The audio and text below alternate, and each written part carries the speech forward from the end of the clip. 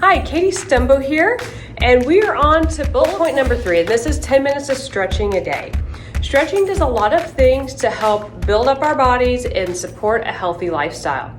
Okay, one of the things that it does in everyday life, in all of our movements and activities, we build up toxins and we create damage within our biceps, our pecs, and our abs, and all of the muscles in our body. Whatever we're doing, pulling weeds, picking up little kids, running after little kids, dishes, whatever your lifestyle is, your body is constantly breaking down and rebuilding.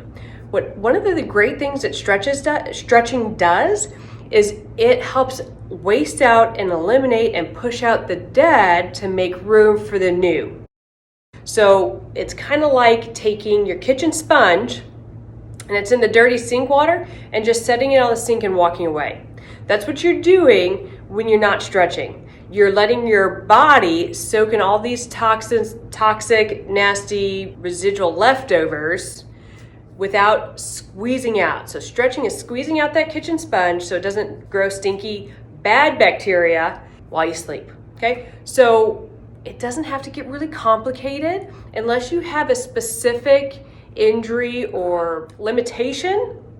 It doesn't have to get real specific. So the stretches I'm going to show you today are going to be to reverse the forward hunching closing in action of our daily lives. We're doing dishes, we're hunched over. We're sitting, we're hunched over. We're at the computer, closing in, hunched forward. We're picking up our babies, okay? We lean forward, we sink into it a little bit. We put them on our hip, it pops out a little bit. Okay, we do all sorts of things all day long that completely degrade the way that your joints are supposed to function within themselves. It's called articulation. So the way your bones move together to joint gets disrupted by the way that we're living our lives. And that's that constant closing forward motion that we all do it. I do it. We do it all day long, every day. And we need to reverse that. So we need to pull our shoulders back. If you're finding that you have a lot of neck pain, neck stiffness, headaches, grumpiness, these are all things that can be fixed or mitigated or reduced by pulling our body back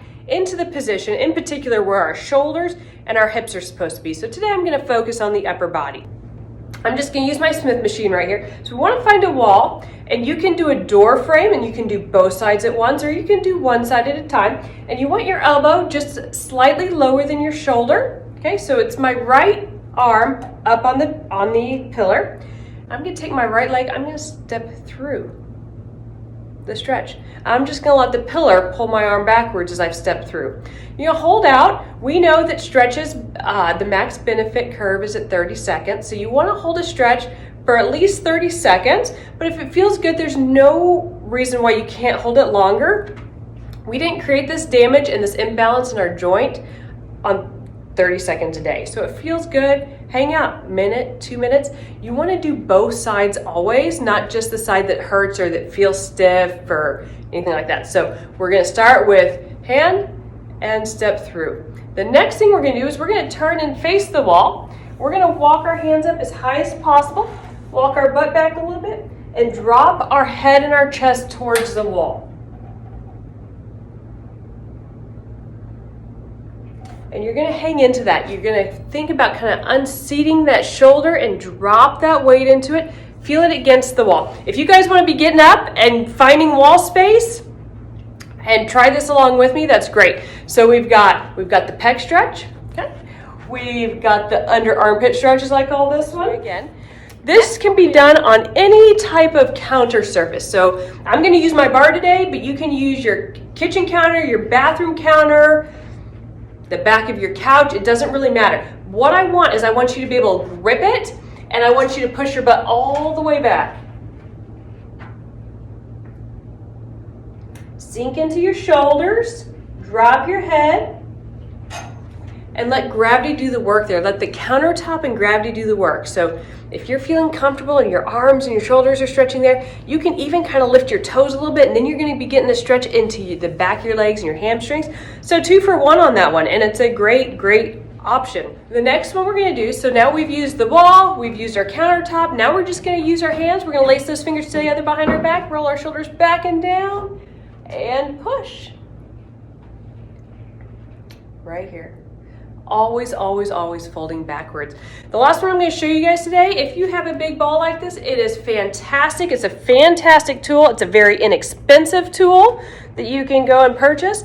But in the theme, in the spirit of opening up, we're going to lay backwards over the ball. Now let me show you. If you have vertigo, this is not appropriate for you, but most of us can get this done. What you would do is you're going to sit on the ball, and you're going to walk yourself out until the ball is hugging your low back. Then your head comes back and your arms go up. If you feel like you can get more of a stretch, this is where you can extend your legs out straight and let that stretch really happen. You can snow angel your arms to get the deepest stretch where it feels the best. Okay, snow angel, swing them around, swing them back. 3 minutes a day in a reverse bend, backwards opening up, will help reduce all of those symptoms of headache, neck pain, low back pain, and hip dysfunction. So try those out, and I'd love to hear through the grapevine that you guys are practicing these stretches, incorporating them into what you're already doing or just doing them. That's fine too. And let me know how they're helping you.